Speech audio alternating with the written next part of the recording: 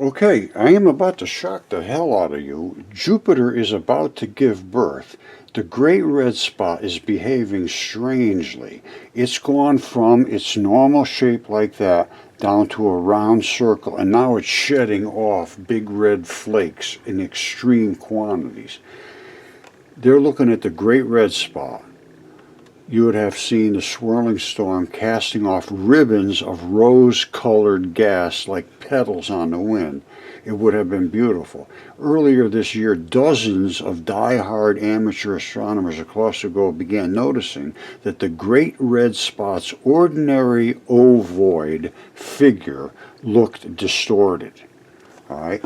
By April, listen to this, it seemed to be shedding red flakes.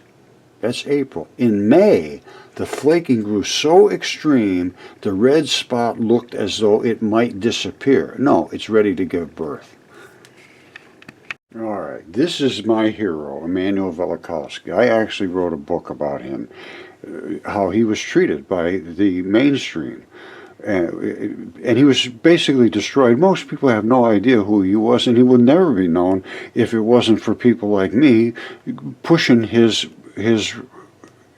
truthfulness and how he was damaged. And this is an interview they did with him, because this guy was no out of the woods crazy guy. He was a scholar in every field, and additionally he was a friend of Einstein. Einstein read his books and so forth, and died with Velikovsky's book open on his bed when Einstein died. So he had some reverence for Velikovsky. Now listen to this. They're giving him a chance to speak because of his deplorable treatment by academia. They forced his books off the bookshelves. After 11 weeks as #1 top book on the book, #1 bestseller list, and he was #1. 11 weeks in a row, and they forced him to take it off the shelf because it goes against what they were trying to force people to say. Now, he related it to the ancient text, and it was this event. I think I've already talked to you about it, but I will say it before we get into it so you can understand what he's talking about.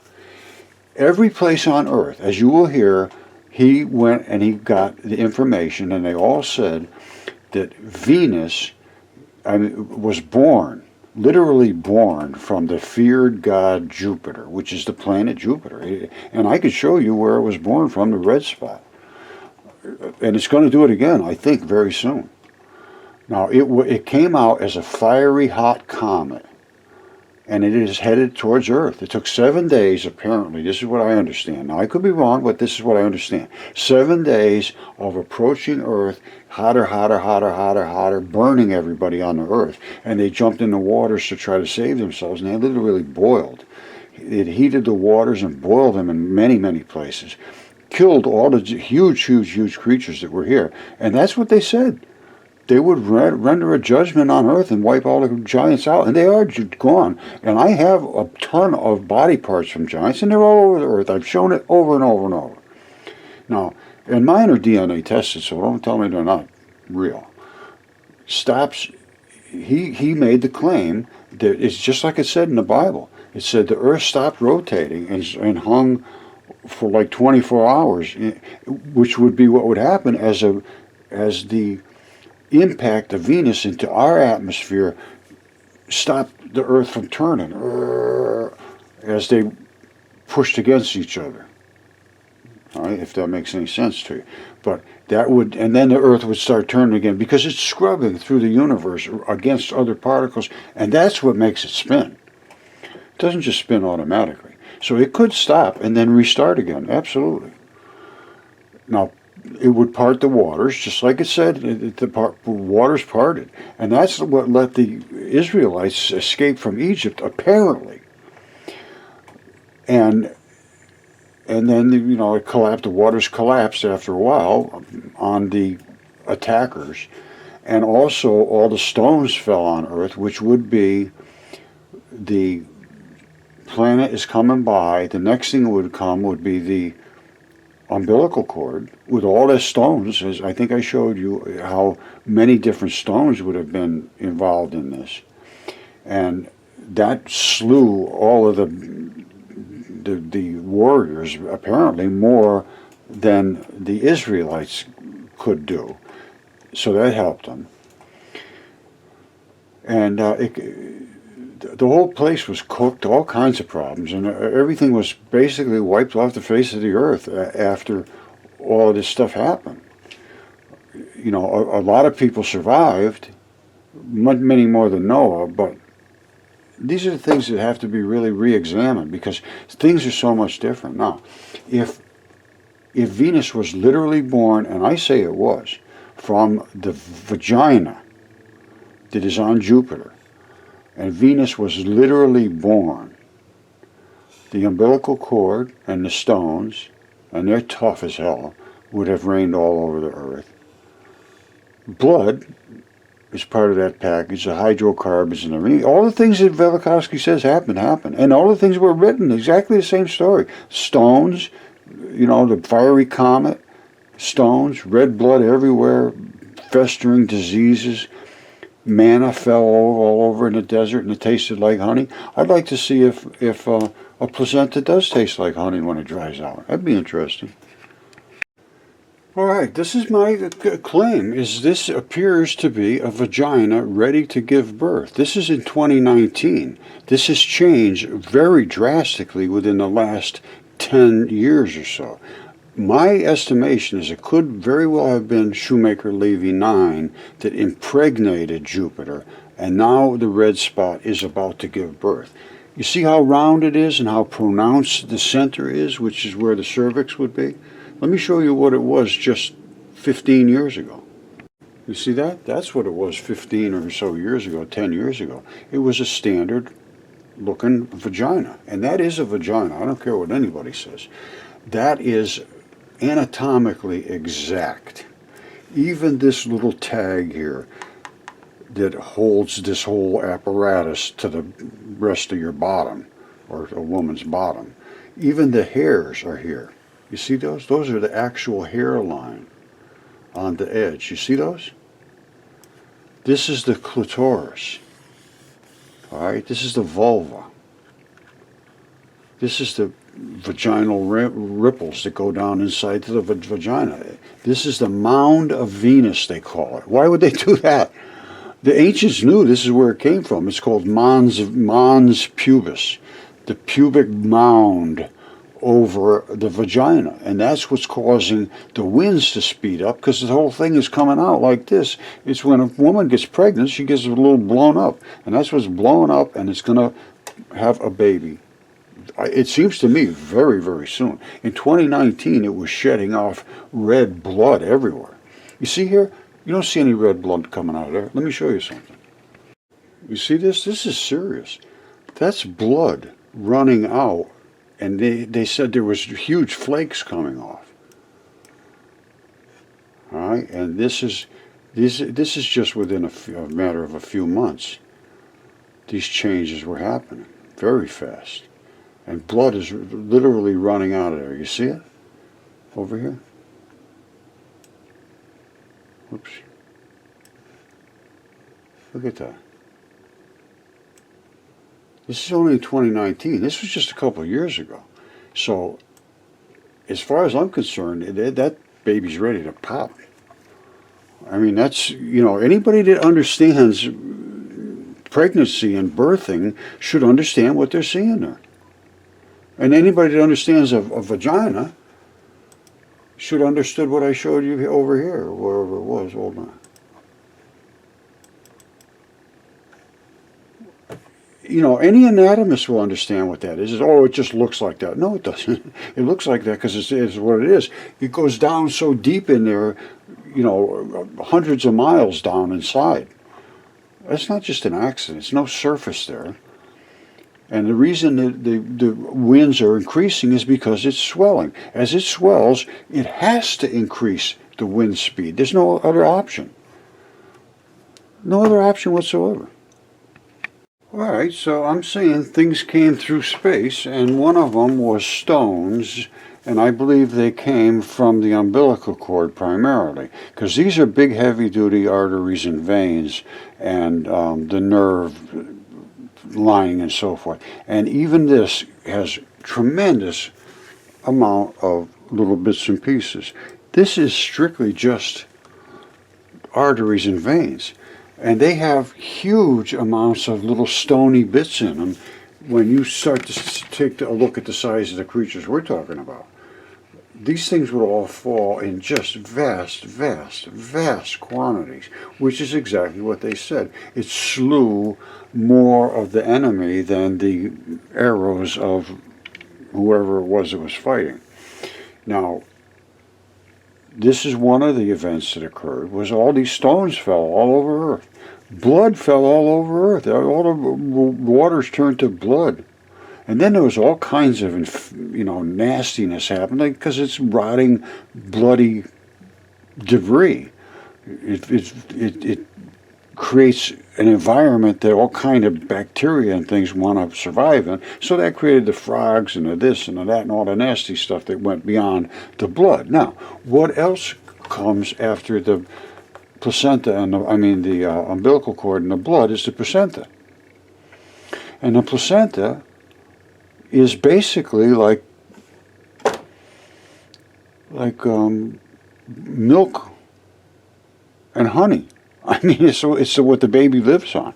Now, if the placenta was shedding bits and pieces like this frost they're talking about, like little cornflakes coming in the morning, they go pick it all up.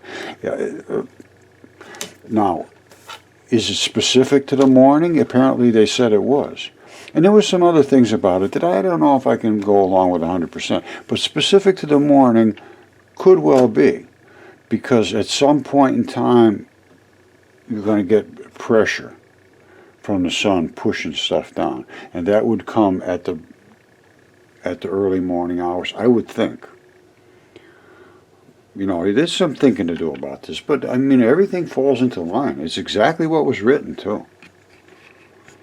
All right, so here he goes. He's getting interviewed by this is Lectures Beyond, and it's Emanuel Velikovsky interview, and he wrote 4 books, and the first book was Worlds in Collision, which talks about this exact event that I was just describing, and all of these things he's talked to him in relation to what the historical documents say, not just the Bible.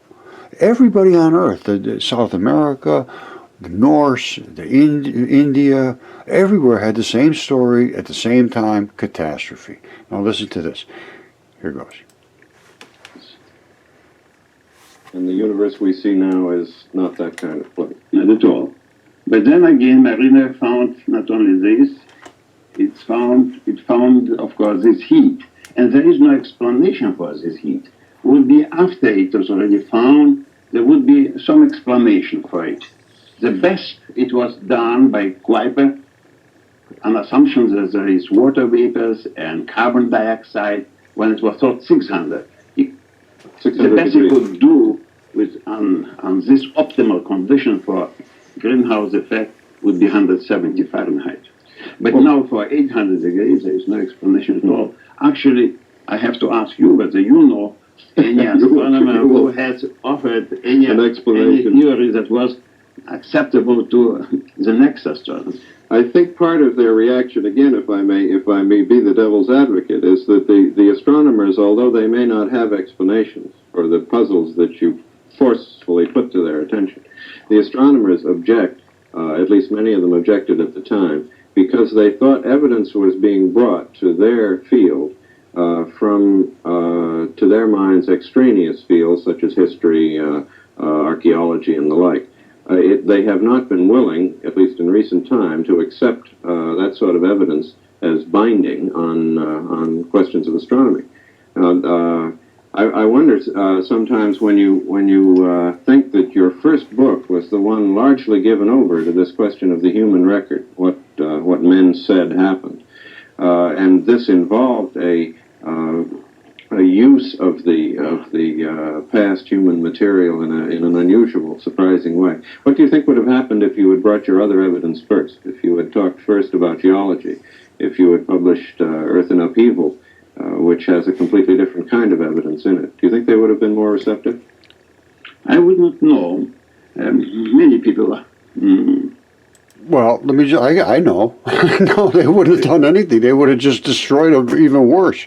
There is no evidence that you can present that will be even examined. So they own the floor. They own the stage. Either you stay on their page or you get off their stage. And it is their stage. And if you try to present evidence and want to stay in that field like Velikovsky did, he was an academic. He wasn't just some guy in the woods. He wanted to be part of that scene. And they destroyed him. He never got back in, and he never did. They never, ever, ever relented. So he's saying, well, I wouldn't know what they do. Well, I can tell you, my good friend Emmanuel, they would not have done anything different. You'd have been in the exact same position, just totally silenced. Affirm this that would have I started with geological and paleontological evidence, I would have probably not met the same stormy opposition. But, and I understand, of course, that for astronomer to change his basic views on what he believes are mythology, old wives' tales, biblical story, you know. Let me just tell you something. When I found my mud fossils, and I found giants, and they are no question whatsoever, I had them DNA tested, I had parts CAT scanned, they're anatomically exact. There's no question whatsoever. The blood was dense, and this was a very, very sophisticated test. And it's refused to be examined. And what happened was every single, I won't say every single one, but right away, the first words out of their mouth was, "Oh, what are you, a creationist?" And I said, "No, I'm just a guy who studied rocks. I do chemistry, I do physics, I do all that stuff, and I have found these things. I do anatomy, I do biology, I understand it, and I found all the physical attributes." And then I had them DNA tested, and they're real. No, that can't be. Blah, blah, blah. You're just a. What do you think? The Earth is flat, and that's when the flat Earth stuff started. That was against me. I never heard one person realistically say, "Oh, the Earth is flat." No, absolutely not. But as soon as I introduced the giants that nobody would ever think were real. One of mine is 160 feet tall or so, if it's proportionally exact, and I think they were exactly proportional. And 160 feet is a pretty good sized guy. So nobody would ever accept that. And then they came at me with this flat earth stuff and all about me being a crazy person and and they destroyed all my research. So they did the same thing to him. They just pushed him off into the woods because he was a part of their realm, and he was accepted at first. But until they just destroyed him with just slander, they just ruined him. Here it goes. And they didn't have to ruin me because I was never in there. So they just ignore me. The Bible is a book that we are asked to swear in it, but we are asked also not to believe in it. And at least, well, you know, of course, that I am not a fundamentalist and didn't try in any way to prove the Bible right. But on the other hand, it happened to me to go even further than fundamentalists go, because on the Bible, and actually in so many places, in Psalms, in Prophets, in Mosaic books, spoken about mountains that melt like wax, that the sea erupt, and other things, that the fundamentalists would believe that these are metaphors. Yeah, they do. Really, nobody, not a single person signed on to what I was talking about in the beginning. And I just kept pumping that information out day after day after day after day for 10 years. And now I'm starting to get some people that, you can't not see it. The only thing you can do is ignore it or just deny it. And nobody is that incompetent to deny the things I've shown. Nobody's that incompetent. And I understand why they don't want to see it. It's because they want to keep their jobs. And they want to keep their status. And they don't want to be seen as what everybody else considers just a crazy person, because they don't take the time to even look. And he thinks, even, like you said, even the fundamentalists think that all of the things he's talking about were crazy. And now he would probably think I'm crazy for showing the giant dragons and all that stuff. I mean, and I don't blame people. I understand that, but that's not science.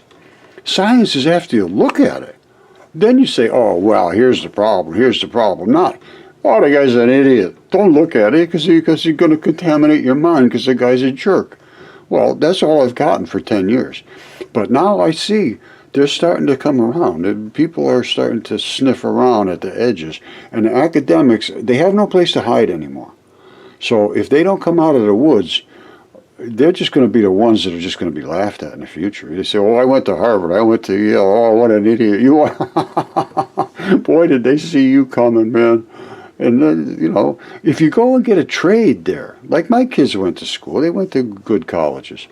But, they went for a specific, learning to a specific thing, both of them. And they're doing well. And you can't get that kind of education without going for that specific thing that they went for. Now, if you go for geology or any theoretical science, you're just wasting your time because they refuse to see anything that upsets their theoretical framework. Even like my light research, absolutely undeniable, and refuse to be looked at by Fermilab, who I show the same particles they have, and they refuse to see that. And that's a government agency spending our money like water and refusing to do their job as scientists. And the same thing happened in academia, and it's still happening to this very day. It will never, ever change until somebody stands up and says, "We need a forum. We need to be able to get out there and speak." Instead of screaming crazy stuff about let's tear the government down, let's do this, all the insane things that they do, let's talk about the reality of our true world that's being overlooked. All the rest of that stuff, good. Go somewhere else. Go where you can scream and yell and do all these terrorist, insane things. That's not what I'm about whatsoever. And that's not what he was about. We're not trying to tear anything down. We're trying to find out what our real history was, not deny it and be indoctrinated. And that's what he was about, and that's what I'm about. And it's hard to do that. I found that the same sentence, the same description plentifully Well, there is available in Mexican, in Chinese, in Yes, Hindu, exactly, in all the exactly. versions. And I didn't give any preference to the Bible. exactly. Again, I think this may have been one of the elements that confused the argument these 14, 15 years ago.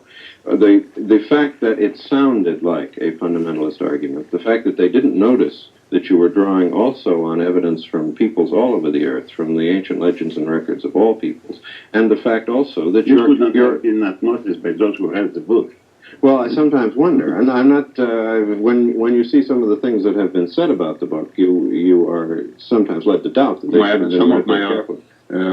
objectors who thought that they can gain by this the sympathy of religious people accuse me that I gave the same valence to biblical description as to some mythology or some legend, folklore of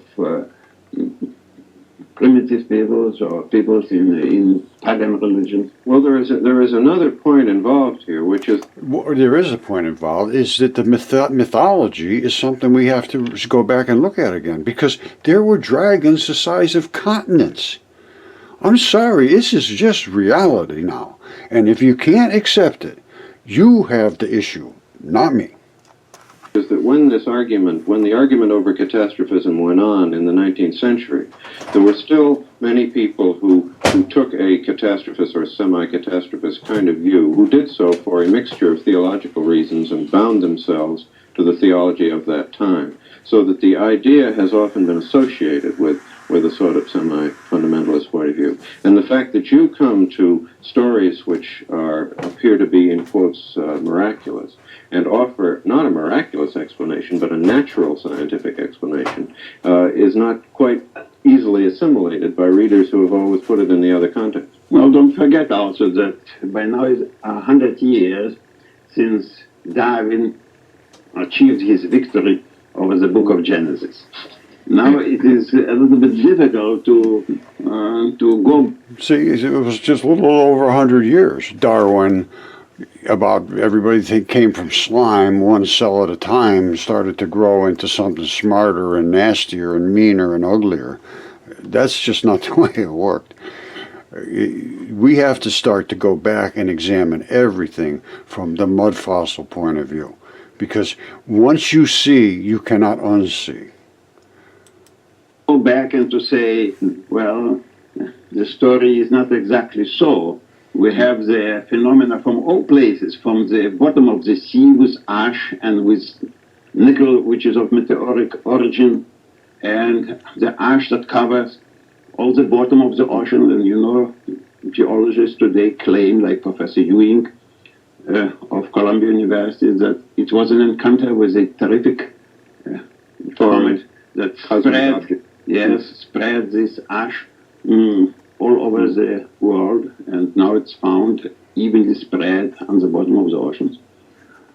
And you have now the accepted view, which was not accepted only 10 or 5 years ago, that the terrestrial axis moved, and that paleomagnetism proves us that terrestrial axis, that magnetic axis, and possibly like Runcan and other of Manchester, claim that the Earth turned over. We know now from observation of Professor Danjon, director of Paris Observatory, that flares on the sun may influence the speed of rotation of the Earth, and there were sudden changes. Only very recently we read even that Jupiter was subjected to strong changes, and this also confirmed one of the latest of my points you had made. Yeah.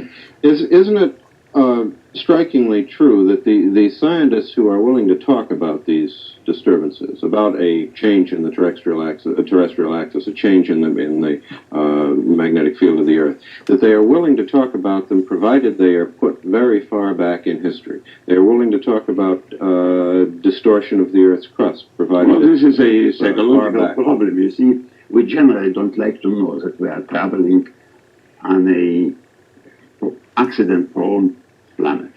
You of course understand that I am not a prophet of doom, just the other way around.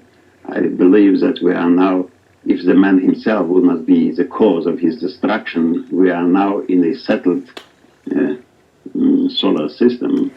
Unfortunately, Emmanuel, I think Jupiter is about to give birth again, just like it did to Venus.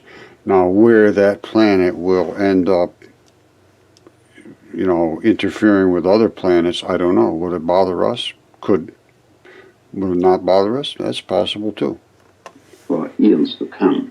No, it's coming right now. In the past, there were, in human memory, these very events that, by reconstruction of which, I could put all those claims, what you call predictions, that now, like Professor Barham, Professor Morse, and others writing to Science and others claim for me these predictions, an unusual prediction, because it was not things that could be accepted, could be put into accepted scheme. Venus is hot. When it's calculated, only 17, and it's 100 degrees hot. What? Venus is covered by hydrocarbons. 4 years before the publication of my book, I approached the director of Harvard College Observatory asking that spectral analysis should be performed on Venus. And he directed me to Professor Adams, director of Mount Wilson Observatory in California, in Palomar, and to Professor Wilt, still alive, at Yale.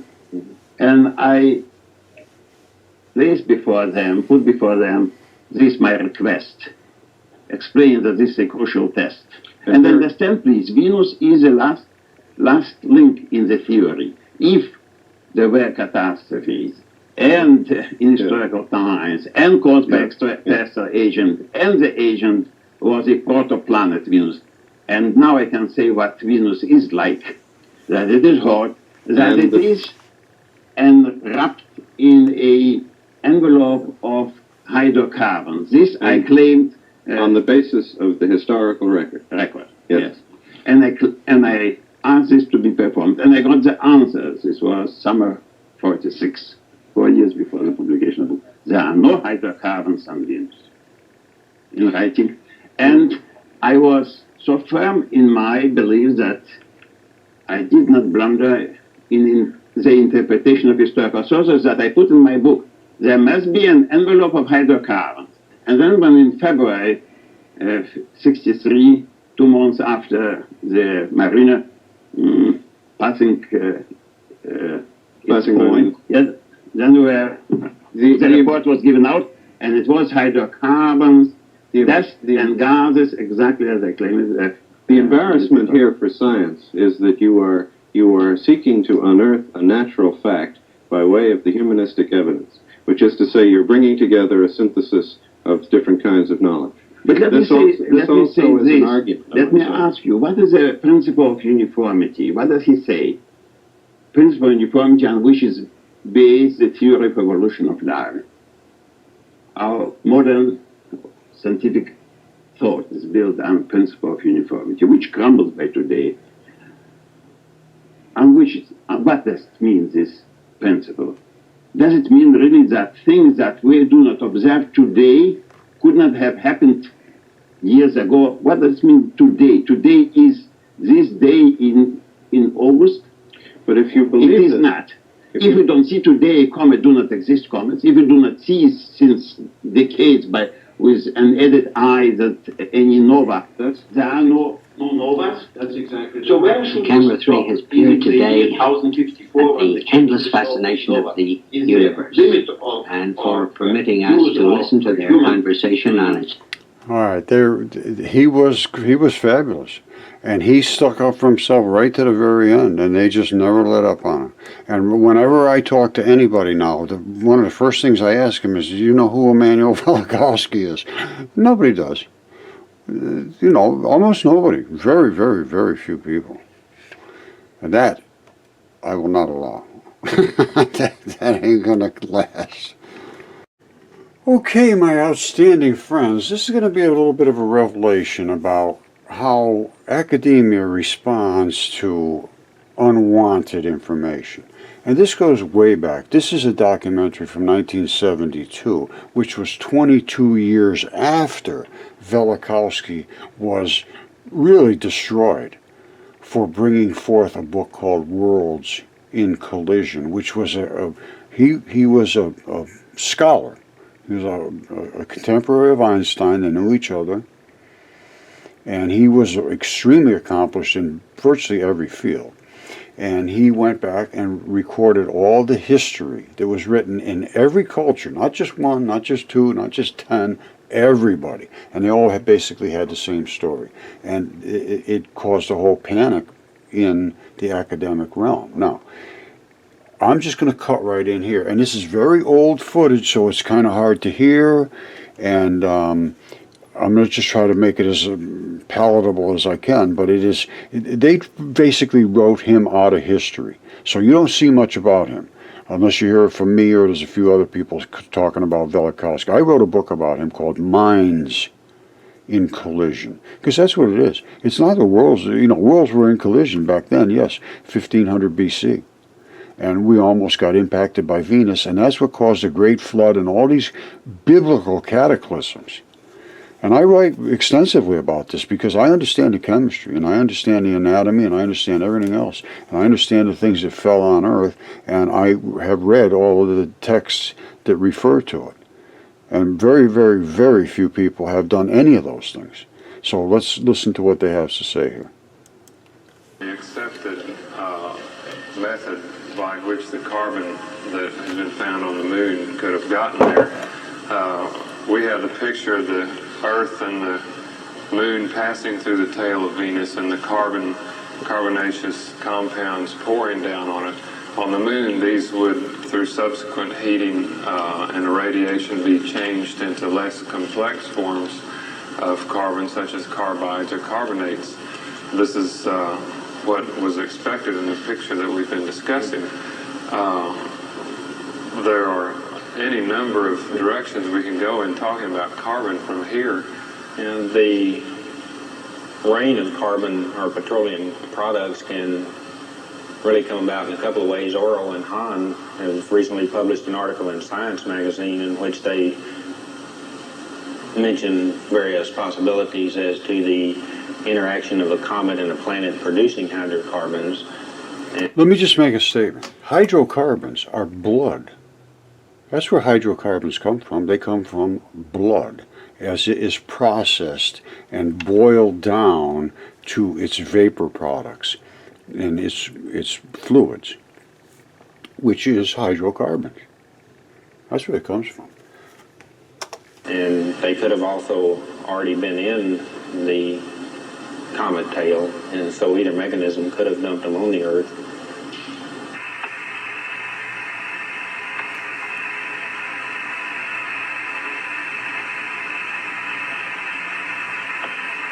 What stage is it on basket? 99 total. This was from.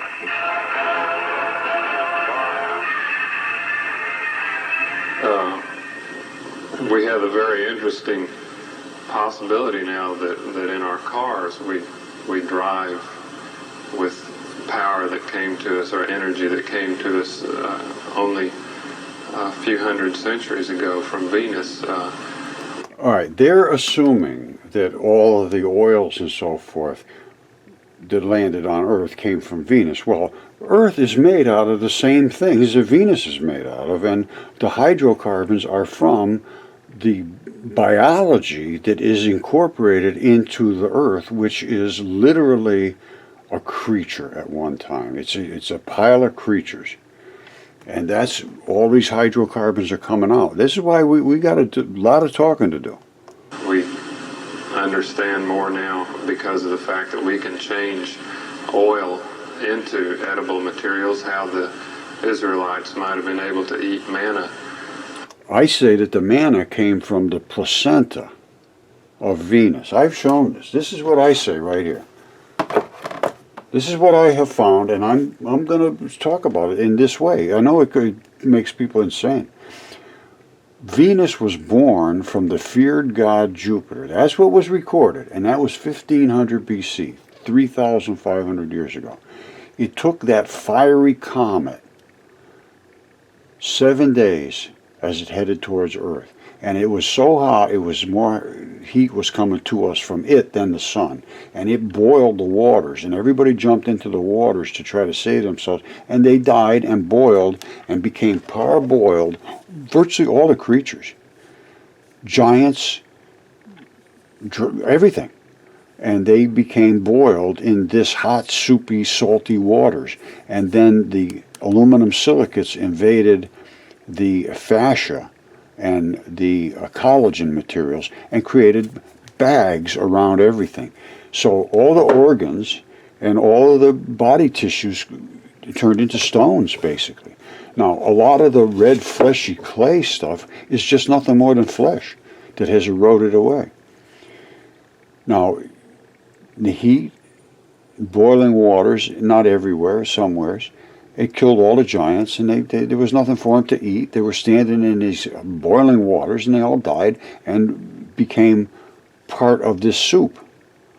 Now, the organs, like I say, they came out pretty good because they're all coated with the collagens, which turned into rubber bags.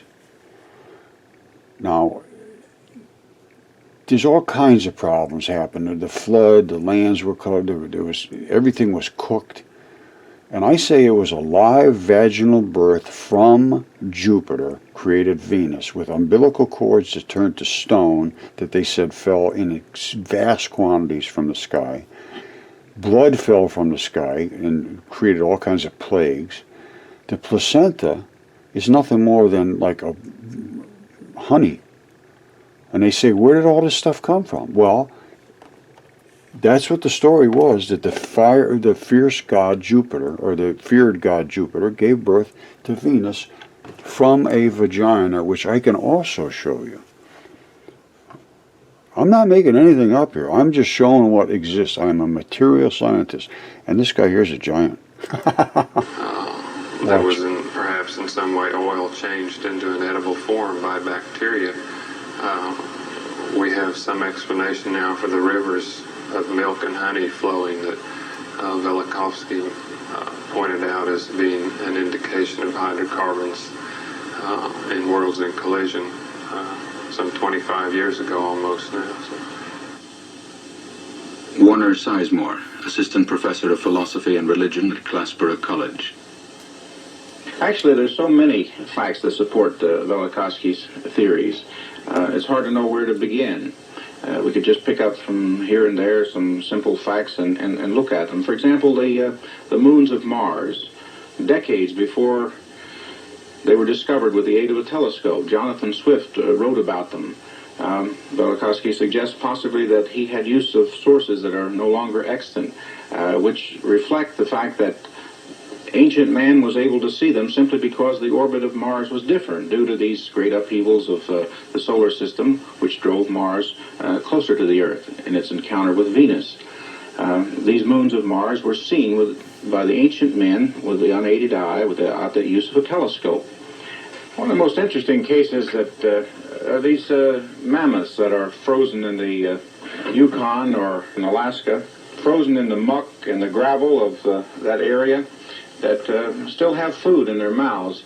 The flesh has been preserved in the ice, so that actually when they were dug out, when they were digging for gold, they could actually feed the flesh of these animals to sledge dogs.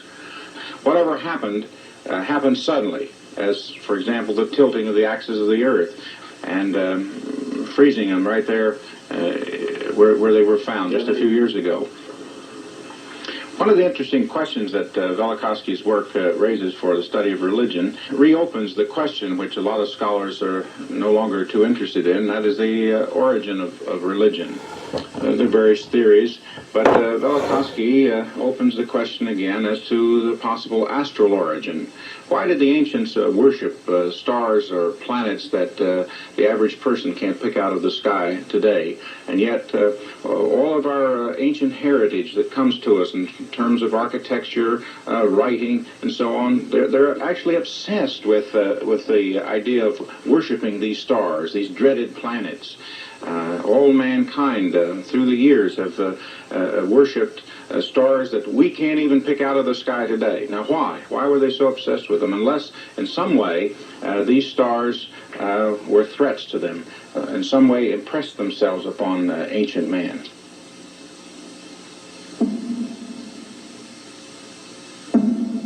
The catastrophes described in ancient sources were traumatic experiences common to all mankind.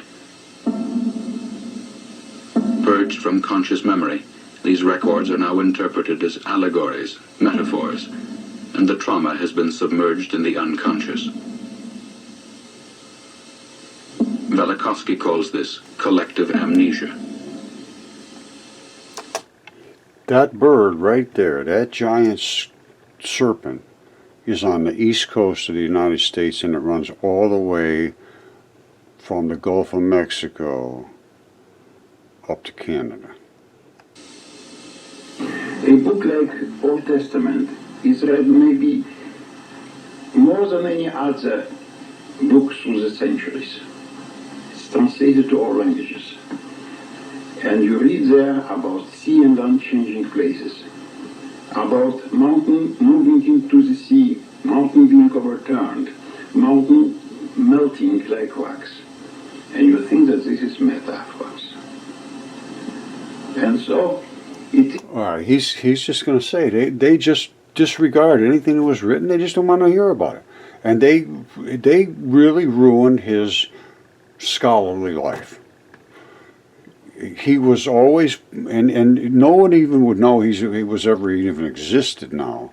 If you talk to anybody in academia, they won't even allow his name to be said.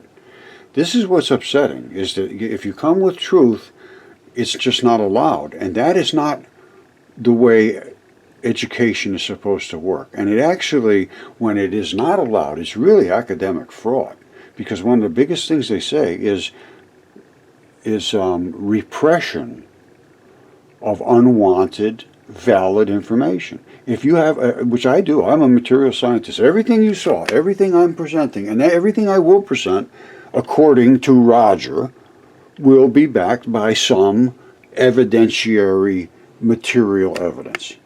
No, just guesses and say, oh, this must have happened, this must have happened, this and that, whatever. No.